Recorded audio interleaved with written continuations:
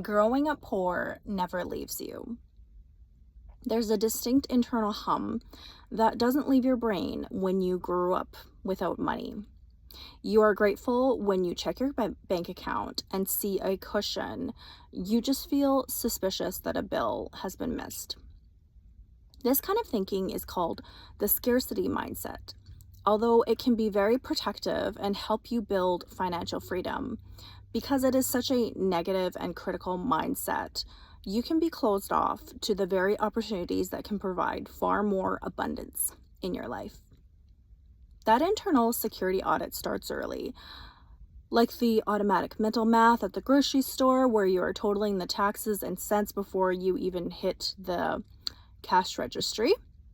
You end up reaching adult survival mode way too early. You tend to draft a mental defense case before making a basic $30 purchase, proving why it is absolutely necessary. Even after buying the item, you keep the receipt for weeks on end just in case you need to return it to reclaim that value. Underneath all of that is a baseline belief that a crisis isn't an if, but a when. So you can never truly let your shoulders drop and relax. You live on high alert, waiting for the car transmission to blow or the roof to leak. True peace of mind feels like an illusion you cannot afford to indulge in. You end up knowing every system loophole, every return policy, and store trick because safety meant knowing how to stretch a dollar. You know which stores allow cash returns without a receipt and which gas station has the cheapest fuel and on any given weekday. That knowledge was built out of necessity, but it turns you into a lifelong strategist who approaches simple errands like tactical missions. This can be a lot of fun, or this can be very draining and limiting of your time and life. It makes for an exhausting dynamic when you watch people who grew up with safety nets make massive career pivots or financial gambles with zero fear. They take 6 months off to find themselves or launch a risky startup because they seem to know a safety net exists if they fall. You clean your plate because wasting food feels like throwing actual cash directly into the trash. That habit sticks with you forever, making it almost impossible to leave just 2 bites of chicken on a plate at a restaurant. You may eat at a speed that makes it look like someone is going to pull the plate away from you before you finish. That need for security creates a full freezer mentality where buying in bulk or keeping a freezer packed to the brim is the only thing that calms your nerves. An empty refrigerator sends a spike of panic through your nervous system. You stand in the aisle staring at the 2 cans of black beans, feeling an internal battle over buying the premium brand. Choosing the more expensive option feels like a betrayal of your core principles, as if you are acting reckless with money by choosing the higher quality, few cent more, or even a couple dollars more option.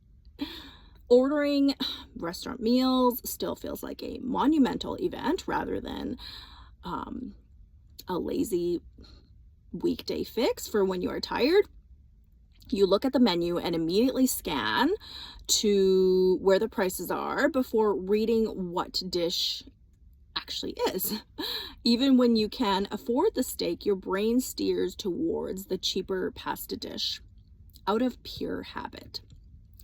You catch yourself saving every single condiment packet, plastic fork, napkin from every takeout order because this is the smart thing to do, right? Your kitchen drawers are filled with soy sauce packets and crumpled up napkins saved. Throwing away a perfectly good anything feels wasteful. Expiration dates are treated as mild suggestions rather than strict rules. Even if it's a few years expired, if it smells okay, it's edible.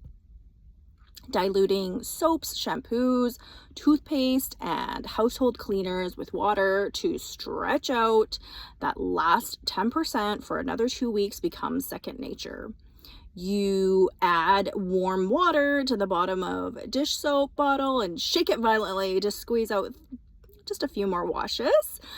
Even when you have a full backup under the sink, you refuse to throw the old one away until it is completely used up.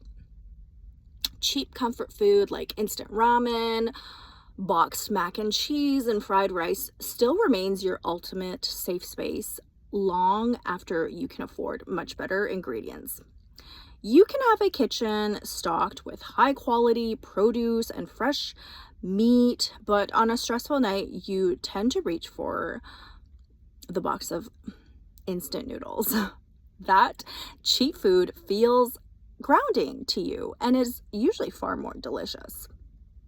You can also have an entire bin dedicated to powers, cables for devices that you no longer own, just in case one day that is required. Throwing away a sturdy cardboard box also feels like throwing away a functional tool that you might have to buy later, gosh forbid. There is a deep reluctance to replace broken or cracked items, leading you to use, that shattered phone screen or taped up furniture long after you have the funds to fix it. Spending several $100s to fix something that is not completely gone feels like an extravagant waste of money. Holding on to clothes that no longer fit or suit your current lifestyle happens because getting rid of wearable items just feels reckless. Your closet is crowded with shirts from 8 years ago that you will never wear again, but it's so hard to donate them because they're not torn, they're wearable, and maybe I'll want that one day. All these habits stem from viewing money strictly as a weapon to shield yourself from disaster, never as a tool to purchase freedom or joy. You build up savings not to buy a dream trip or a nice car, but to build that thick wall of protection. Money represents protection from bad luck, so spending it on intangible experiences feels like lowering your defenses. A deep pit opens up in your stomach right after making that non-essential purchase, even if you've planned and saved for it for months. You end up preferring liquid cash or basic savings accounts over investing because the stock market volatility feels like gambling away your life raft. The idea of putting hard-earned money into the stock market and watching the value maybe drop 5% in a given day or week instills sheer panic. You value the absolute certainty of a fixed dollar amount over the long-term growth potential of investments. Safe ultimately leads to the biggest financial damage that you can have. You also gravitate towards safe, highly predictable career paths over high-risk creative passions or entrepreneurial paths. You choose stable corporate roles or government jobs with pensions because risk feels like a luxury reserved for the wealthy people. You bury your creative ambitions because paying rent reliably will always take priority over pursuing any passion. That creates a compulsion to always have a side hustle or secondary income stream running just in case the primary one collapses overnight. Having only one source of income feels like you're standing on a table with only one leg, waiting for it to snap. It can cause intense relationship friction if your partner has a relaxed attitude towards money, budgets, or impulsive spending. Watching a partner casually